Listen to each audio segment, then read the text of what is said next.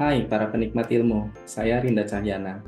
Hari ini saya akan menyajikan tips yang digali dari buku Master You Learning, karya Thibaut Moraes.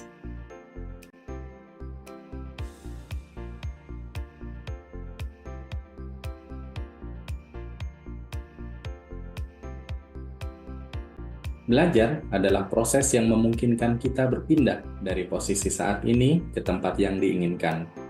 Ini lebih dari sekedar menghafal informasi. Belajar adalah kunci untuk mencapai tujuan kita. Orang yang tahu cara belajar dengan efektif memiliki kekuatan yang luar biasa, karena mereka dapat mencapai hampir semua tujuan yang diinginkan dengan informasi yang ada. Di sisi lain, belajar mengharuskan kita untuk merendahkan ego, siap menerima kesalahan, dan belajar dari banyak orang. Dalam video ini, saya akan menyampaikan 5 tips mempersiapkan diri untuk belajar.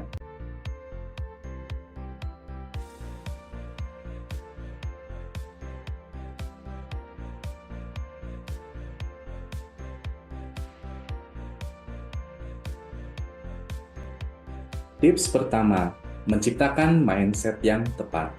Keyakinan bahwa kita bisa selalu belajar dan mengembangkan diri adalah dasar untuk sukses dalam belajar. Bayangkan diri kita mencapai tujuan belajar. Ini membantu memotivasi dan mengarahkan tindakan kita. Kita harus terus berkomitmen pada proses belajar dan jangan terlalu khawatir tentang hasilnya. Tips kedua, menetapkan tujuan yang jelas.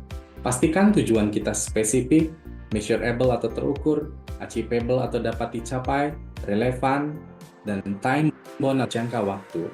Kita harus fokus pada keterampilan yang paling penting dan relevan untuk dicapai dalam waktu dekat.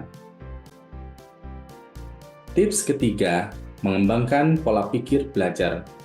Anggap diri kita sebagai pembelajar yang terus berkembang, bukan seseorang yang harus selalu benar atau terlihat baik.